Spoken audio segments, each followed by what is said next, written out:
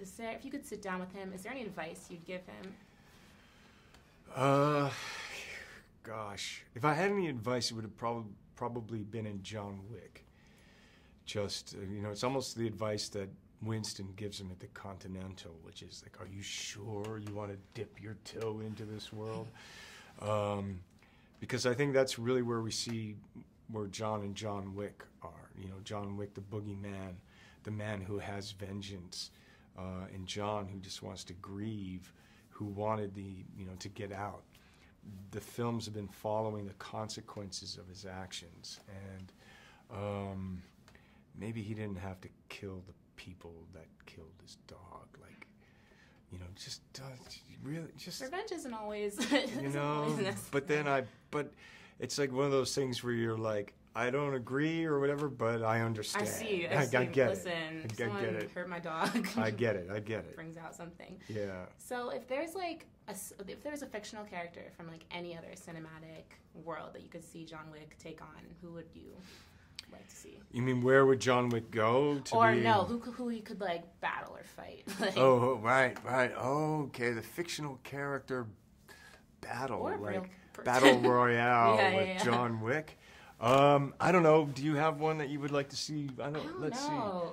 I want to do something like random. But like who would I was thinking of the Ripley and Alien for some reason, or someone random. Who wants to fight with Ripley? I don't know. Maybe fight the alien, right? Go into Predator.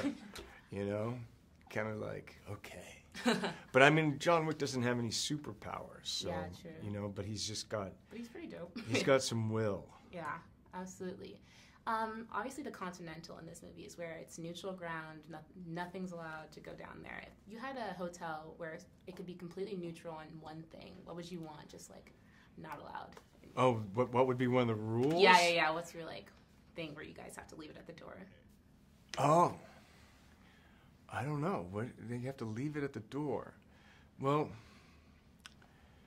I don't know. I don't have anything fun to say about that. I was thinking when I was thinking about it, I was like, maybe people were bigoted or anyone like that, right. Which is fair, but that's not fair. Yeah. It's not fun. Yeah. But because for me, as everybody's respecting and loving each other, then just come on, let's play. Yeah. In the movie, there's a scene in Grand Central where it seems like no one around them seems to care what's going on. Yeah. What's the craziest thing you've seen happen in New York where you're just like, I'm going to mind my own business? Oh, yeah.